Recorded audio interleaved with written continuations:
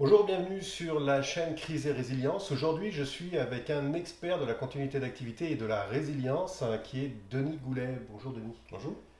Denis, j'aimerais que tu commences par te présenter pour montrer le personnage fantastique que tu es et toute la compétence que tu as depuis des années autour de la continuité. Bon, avant tout, merci de m'avoir invité. Je travaille en continuité depuis presque 30 ans.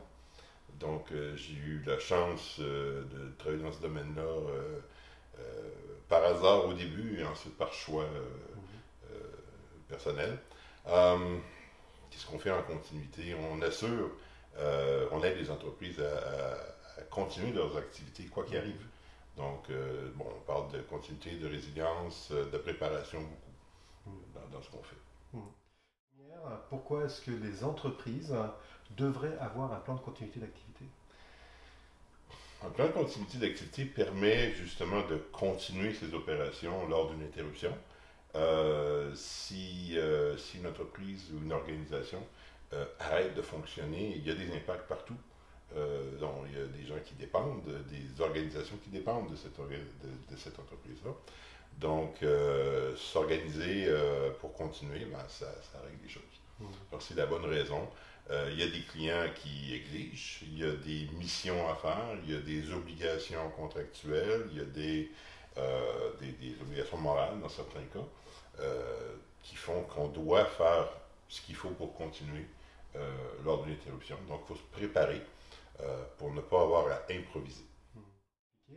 Quels seraient pour toi les trois facteurs clés qui permettraient justement de garantir la réussite d'un plan de continuité d'activité? Définitivement, le premier, c'est que ce soit un vœu de la direction.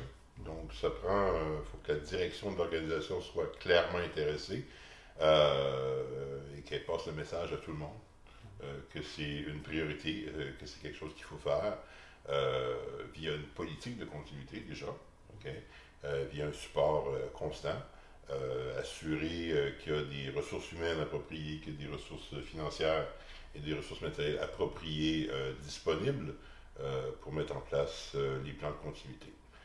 Déjà, c'est déjà beaucoup d'avoir toutes ces choses-là. Surtout l'accompagnement, en fait, la validation par la haute direction, hein. Ça, c'est quelque chose qui est vraiment excessivement important. C'est la haute direction qui est responsable de la réalisation de la mission. Donc, on a une situation ici possible d'interruption. Donc, la haute direction doit prendre ses responsabilités et assurer la continuité des opérations. Et tu parles beaucoup de résilience, hein, sur ce site-là, Résilience Post. Mon idée de résilience, et c'est pour ça que le site est là, c'est que la résilience comporte trois éléments de base. Donc, la résilience personnelle. Donc, c'est là où on va parler d'aspect psychologique, d'aspect santé-sécurité et ce genre de choses-là. On parle de résilience d'organisation. Donc, les organisations, les entreprises, les organismes gouvernementaux, doivent contribuer à la résilience. Et la résilience communautaire qui vient euh, faire la boucle de toutes ces choses-là. Donc, résilience communautaire où les organismes, les communautés prennent en main les aspects environnementaux, les aspects d'éthique aussi dans certains cas qui vont là-dedans.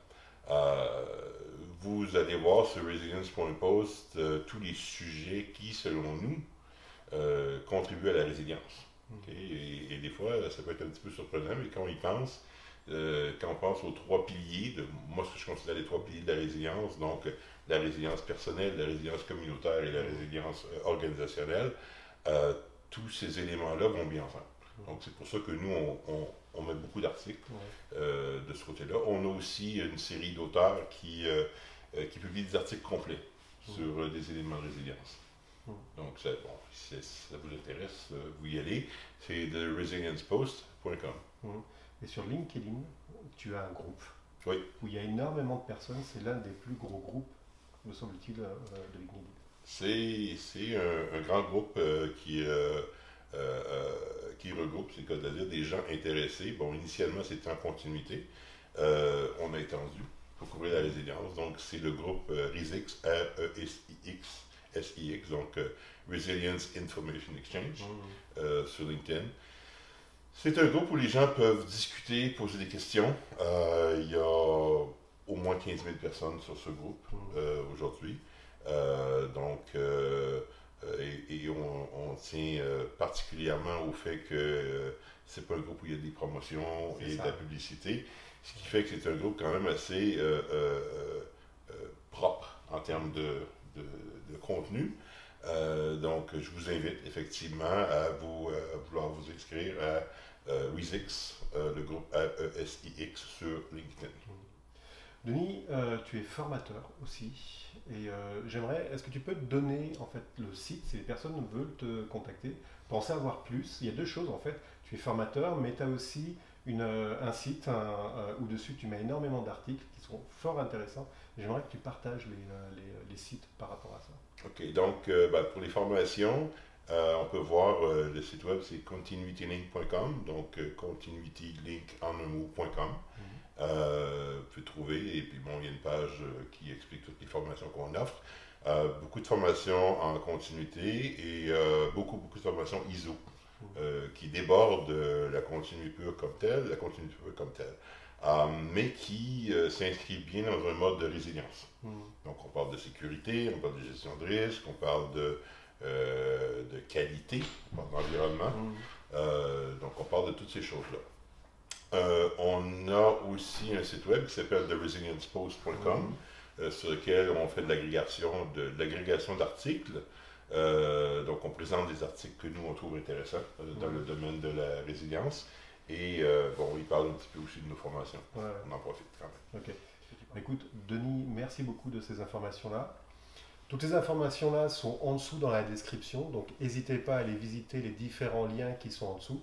Et puis, je vous propose qu'on se revoie pour une autre vidéo. Merci à vous. Merci Denis. Merci.